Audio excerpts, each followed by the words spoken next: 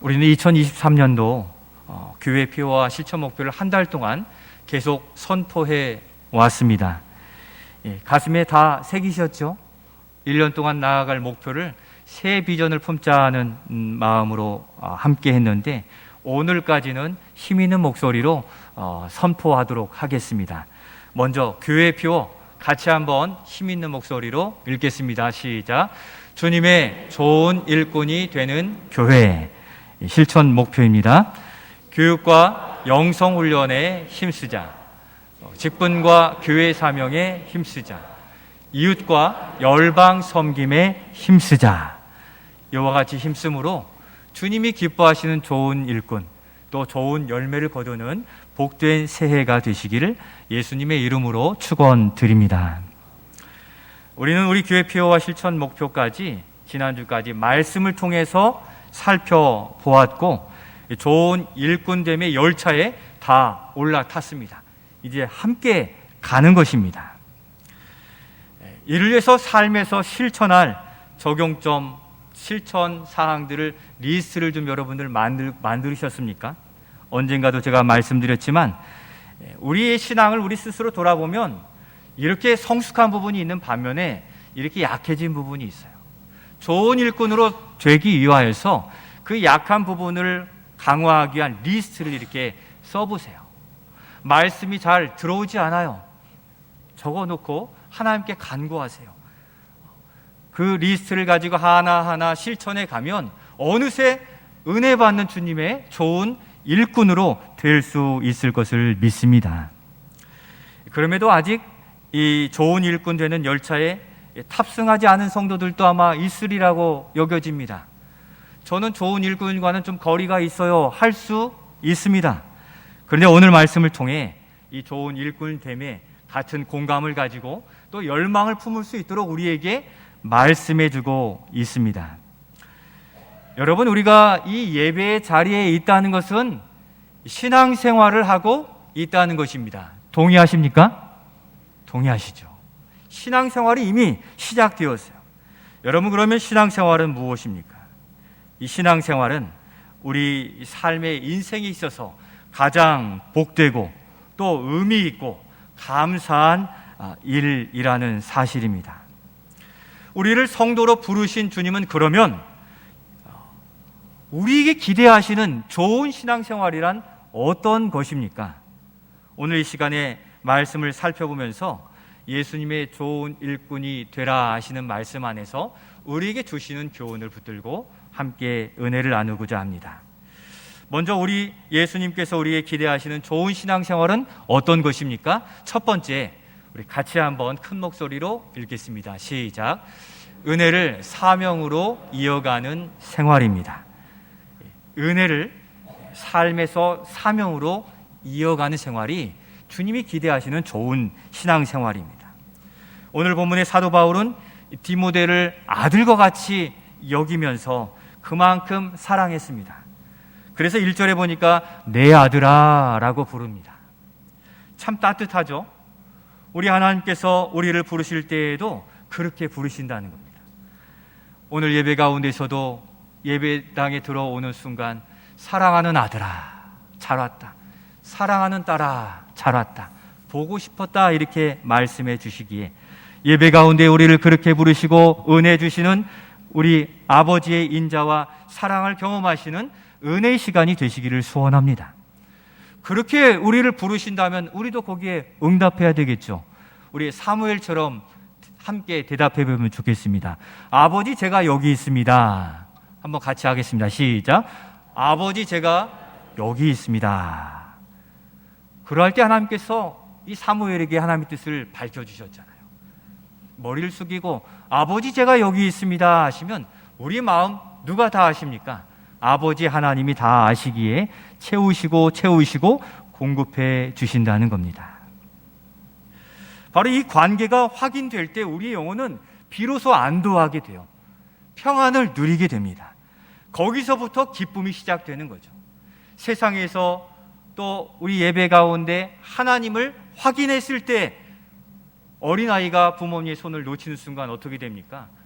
눈물이 나기 시작하는데 붙잡았을 때야 비로소 평안을 누리게 되는 것과 같은 것입니다. 사도 바울이 영적인 아들 이 디모데에게 간절히 당부하고 싶은 게 있어서 내 아들아 라고 부르고 있습니다. 무엇입니까? 1절 말씀 같이 읽겠습니다.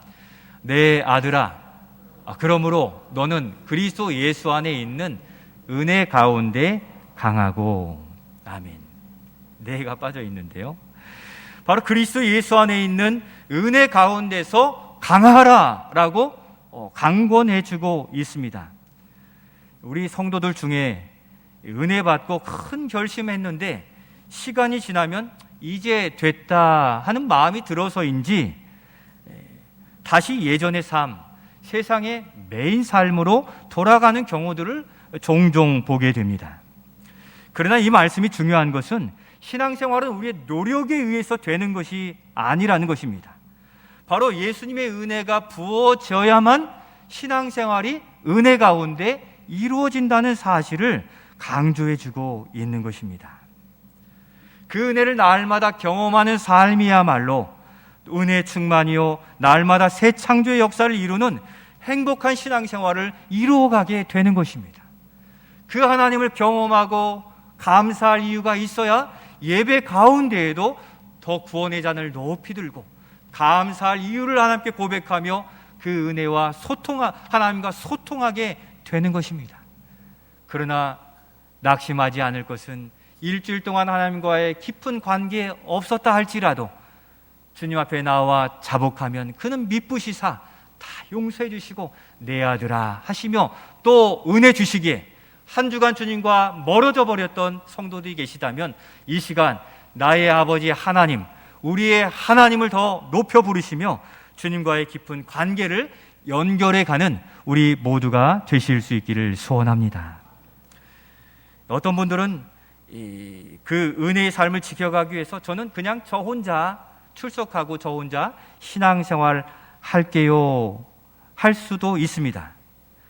그런데 주님의 좋은 일꾼이 되어야 하는 목표가 있음에도 자꾸 멀리 느껴질 때가 있을 수 있다는 것이죠.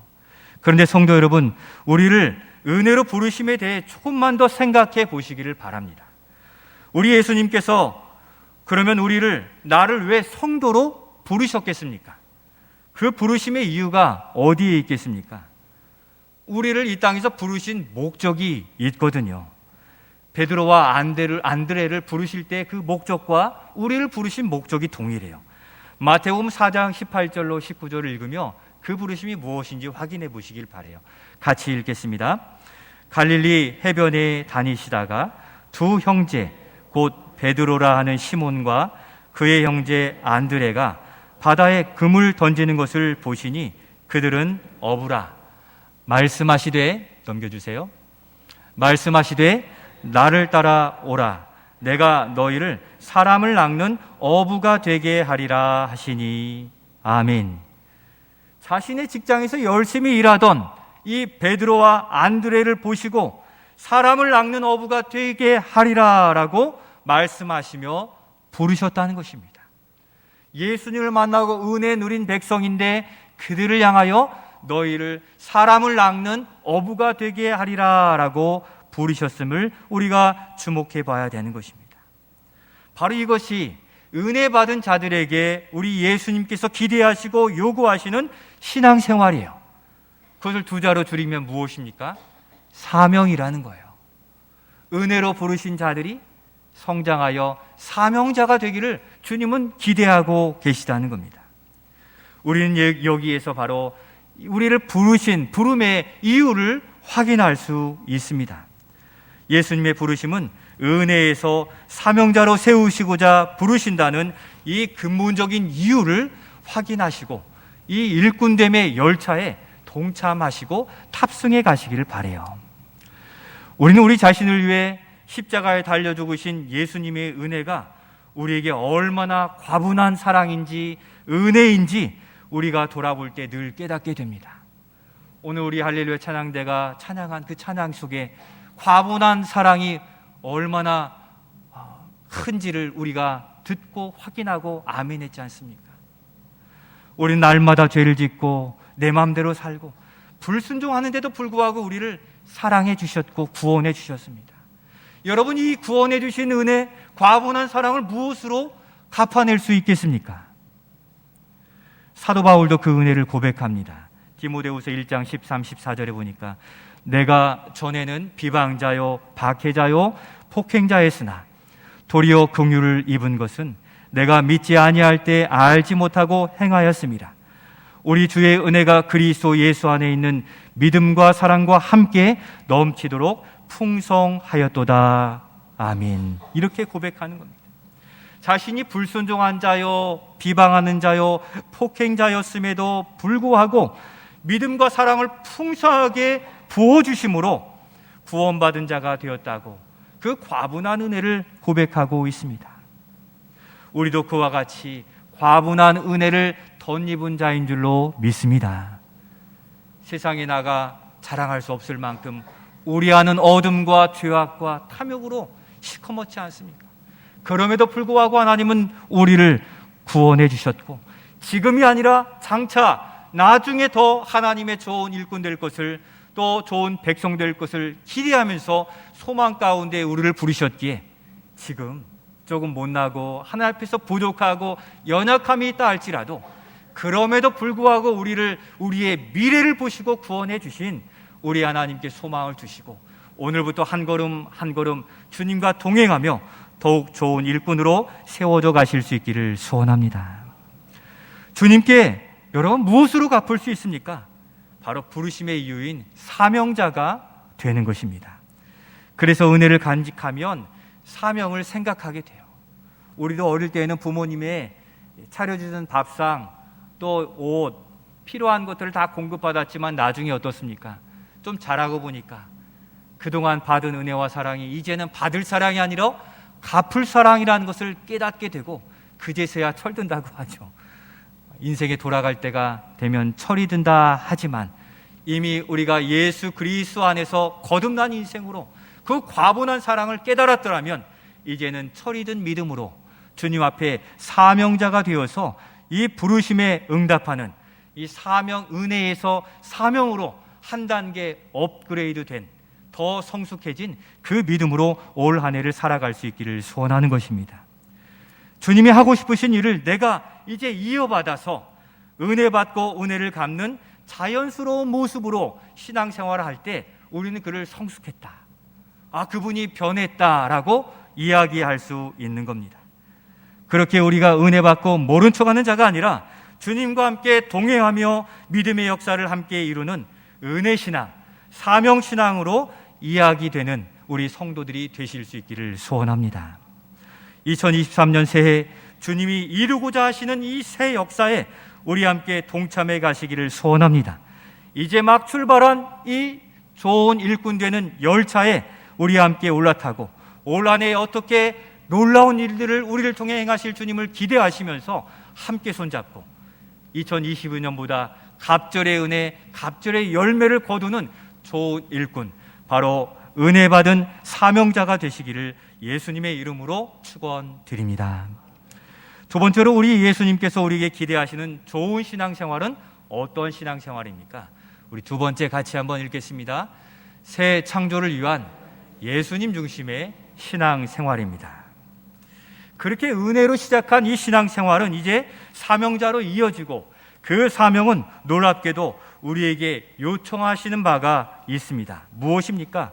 3절 말씀 같이 읽겠습니다. 너는 그리스도 예수의 좋은 병사로 나와 함께 고난을 받으라.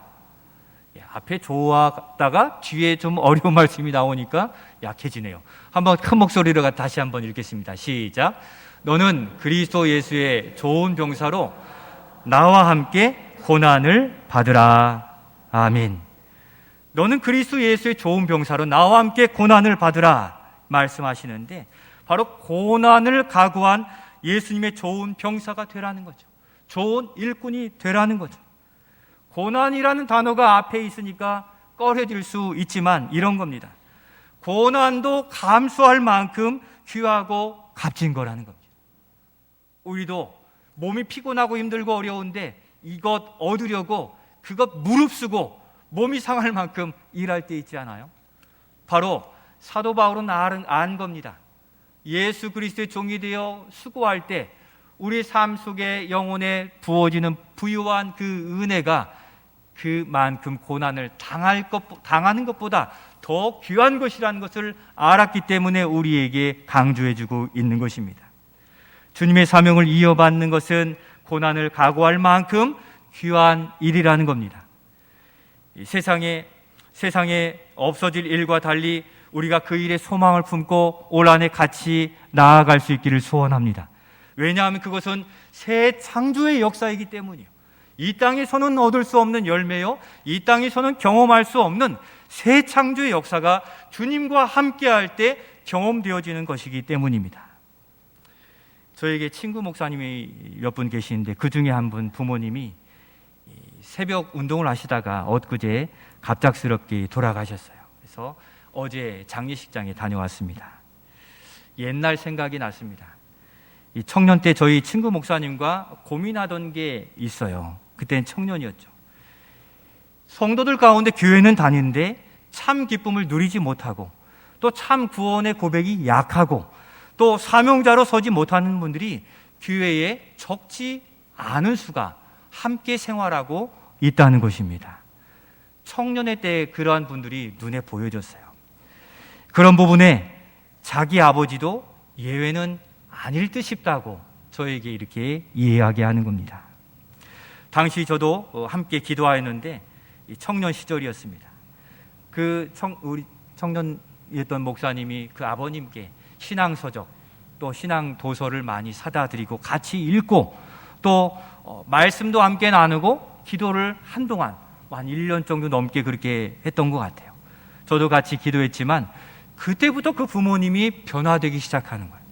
달라지기 시작하신 겁니다. 말씀에 갈급함이 생겼고 그대로 받아 순종하기 시작했어요. 사람이 의지로 되는 게 아니잖아요. 신앙생활은 누구의 힘으로 된다는 것이었죠? 사람의 힘이 아니라 예수님의 능력으로 신앙생활이 이루어지는 거죠. 말씀이 믿어지기 시작하니까 순종생활이 이어져요. 그 아버님의 성격이 고지식한 면이 있으셨어요. 다른 사람들 말 잘 안 들으시는데 그 성격이 장점이 되어서 하나님의 말씀에는 그냥 순종하면서 고지식하게 그 말씀대로 나아가시는 거예요. 조금 지나니까 새벽 기도에 나오시는 거예요. 전과 다르게 능숙하지 않지만 서투른 언어로 기도하시는 거예요. 그리고 신앙의 본질에 대해서 물으시는 거예요. 하나님, 이것입니까? 들은 얘기입니다. 제가 옆에서 들은 건 아닙니다. 그렇게 물으시고 기도하셨어요. 그러면 전에 가지지 못했던 참 평안과 또 기쁨과 믿음이 자리 잡기 시작하니까 그의 삶이 더욱 신앙생활로 안으로 들어오게 된 겁니다. 하나님을 향한 열망이 생겼어요. 주의를 지키는 일이 그의 기쁨이 된 거예요. 억지로 그 자리에 있는 것이 아니라 부르신 자리이니 초청받은 자리이니 기쁘게 그 자리를 지켜나아간 겁니다. 세월이 흐르고 어제 들은 이 얘기지만 소천 받으시기 전까지 섬기시는 교회에 올해 신년 특별 새벽 기도에 맨 처음 나오셔가지고 불 켜시고 또 그 실례를 준비하시고 그렇게 하시면서 수고하시고 열심히 하는 모습에 상도 받으셨다는 이야기를 들었습니다. 그리고 여느 새벽처럼 운동하시다가 돌아가셨습니다. 유족들이 하는 이야기를 어제 듣게 되었는데 아버님이 좋아하시는 운동하시다가 부르셨기에 감사합니다 하는 고백으로 그 슬픔이 감사로 저에게 들려지게 되었습니다. 사랑하는 성도 여러분, 이것이 우리 주님이 행하시는 새 창조의 역사인 줄로 믿습니다. 세상에서는 감당할 일을 감당하지 못하면 책망과 문책받기에 몸이 상하도록 일해야 됩니다. 하지만 우리 예수님의 새 창조의 역사가 그 심령에 이루어지면 이런 노래가 나와요. 예수님이 좋은 걸 어떡하나요? 새벽에 눈이 떠져요. 주님의 예배가 사모되어지고 주님께 나오기를 즐거워하는 열망이 생기게 되는 거죠. 그러면서 교회를 위해, 주님을 위해, 지체를 위해 더욱 감당케 하시는 열망과 기쁨과 감사가 있게 되는 것이 새 창조의 역사입니다. 사랑하는 성도 여러분, 2023년 새해 그런 새 창조의 역사가 먼저 우리 안에 나타나지기를 예수님의 이름으로 축원드립니다. 우리 예수님은 이 새 창조의 역사를 우리를 통해 나타내기를 원하고 계세요. 그래서 우리로 좋은 일꾼이 되라 하시는 거예요. 비록 고되고 힘들고 어려울 수 있으나 가장 보람된 일에 좋은 병사로 복무하라고 말씀하세요. 성도 여러분, 우리의 부모님 중에, 우리의 자녀 중에 그같이 우리의 도움이 필요하신 분이 계시잖아요. 우리가 만나는 친구와 이웃과 직장 동료 중에 이 복음과 사랑이 필요한 그 사람이 있잖아요. 이 귀한 새 창조의 사명에 동참해 가시기를 소원합니다. 우리 일평생 일하고도 이보다 더 귀한 일이 어디 있겠습니까? 사망과 죽음에서, 불확실과 불안에서 구원하실 분은 오직 예수님밖에 없는데 그들이 다른 곳에 매여서 도무지 소망이신 예수님을 바라보지 못해요. 우리가 그에게 책을 사서라도, 그의 손을 붙잡고서라도, 그를 주님께로 인도해서라도 참 소망이신 주님을 우리와 같이 경험하고 소망하며 나아가는 그 일들의 좋은 일꾼됨의 역할을 감당하시는 우리가 될 수 있기를 소원합니다. 우리는 그 사명을 감당하기가 결코 쉽지 않은 것을 알고 있어요. 그래서 나와 함께 고난을 받으라는 거예요. 우리 부모님께 예수님 얘기했다가 호되게 혼난 적도 얼마나 많이 있습니까? 우리 자녀들에게 이야기했다가 아버지 그런 얘기하지 마세요, 얼마나 수모를 당한 적이 많습니까? 나와 함께 고난을 받으나 우리의 가족이 구원받고 우리의 동료가 구원받고 우리의 주변이 하나님 나라로 변화되어지는 새 창조의 역사보다 더 귀한 일은 없다는 것을 기억하셔서 우리의 안에 계신 예수님이 내 삶의 영역까지 영향력 있는 삶이 될 수 있도록 그 복음의 손과 발, 그 향기가 되어지는 우리가 되어질 수 있기를 소원합니다. 이 사명 감당하기 어렵기 때문에 주님은 선한 사역을 감당하는 일들에 4절로 6절에 세 가지 비유로 이러한 삶을 철저히 살 것을 우리에게 요청하고 계시는데 악한 영들이 이것을 방해하기 때문이에요. 예수님, 복음, 사랑 이야기할 때마다 태클을 걸고 우리로 어렵게 만드는 것은 악한 영들 때문인데 어떻게 살라고 말씀하고 있습니까? 4절 말씀해 보니까 병사로 복무하는 자 같이 살라고 말씀합니다. 병사 군인이죠. 여기에도 휴가 나온 군형제가 있지만 군인은 모든 시간을 부대의 시간에 맞추어서 정확하게 임무를 수행해야만 그 부대의 안전과 나라의 안전이 지켜질 수 있는 것입니다. 철저히 상관에게 복종하고 부대의 전술적 승리에 맡은 부분을 감당할 때 그 공동체, 그 부대가 지켜지게 되어 있는 겁니다. 그렇듯 믿음의 사람은 우리의 가정과 교회 영적 전선을 지키는 영적 군사라는 의식을 가지고 우리의 부모님과 자녀, 가족들, 우리 교회의 대장 되시는 주님의 시간에 맞춰 살아갈 때 그 승리를 함께 누릴 수 있게 되는 겁니다. 우리 제일 모든 성도 여러분, 우리 제일교회에 속한 가족들이 있어요. 1인 가정도 있고 또 여러 다가족도 있어요. 그 가정이 무너지면 교회도 무너지는 거예요. 교회가 무너지면 가정도 존재할 수 없게 되는 겁니다. 우리 모두가 교회를 향하여, 가정을 향하여 병사로 복무하는 것 자처럼 믿음의 지경, 맡겨주신 사명 잘 감당해 가시는 우리 모두가 되시기를 소원합니다. 또한 5절 말씀에 경기하는 자와 같이 살라라고 말씀합니다. 경기하는 자는 어떻게 해야 승리의 관을 쓸 수 있습니까? 경기의 법대로, 규칙대로 행할 때에 그 승리, 마지막 승리관을 쓸 수 있게 되는 것입니다. 자기가 하고 싶다고 해서 축구 선수가 라인이 그려져 있는데 밖에 나가서 볼을 차면 아무런 득점으로 인정되지 않아요. 자기가 먼저 넣고 싶다고 수비수를 앞서서 저 전방으로 혼자 나가 있으면 옵사이드 반칙으로 탑골도 무산되는 거예요. 오히려 파울이고 퇴장될 수 있는 것이죠. 믿음의 승리도 예수님의 말씀을 제대로 알아야 되고 진리로 승부해야 세상을 거슬러 이겨낼 수 있고 하늘 상급을 얻을 수 있습니다. 여러분, 부정한 돈의 11조 안에 받으십니까? 안 받으십니까? 안 받으세요. 그런데도 우리는 일단 벌어보자 하고서 세상의 방법으로 다 동원하여 벌려 하는데 그 예물 하나님 받지 않으세요.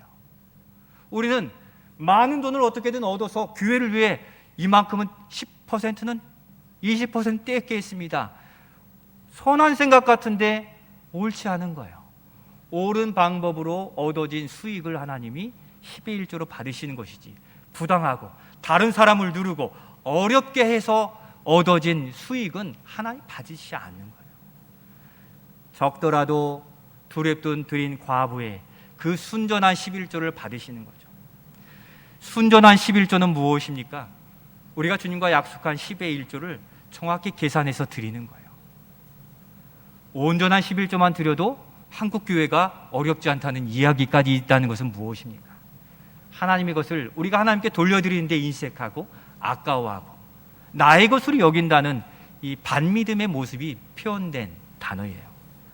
하나님의 주권을 인정한다면 10의 1조뿐 아니라 10의 2조, 그 이상을 드려도 아깝지 않을 참 기쁨과 참 믿음이 있는 좋은 일꾼들로 주님의 법대로 세상을 살아가고 정직과 순결로 이 세상을 거슬러 이겨나아가는 우리 모든 성도들이 되실 수 있기를 소원합니다.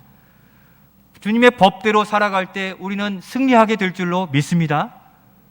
우리는 때때로 법대로 지키면 어리석고 손해본다고 이야기하는데 그렇지 않아요.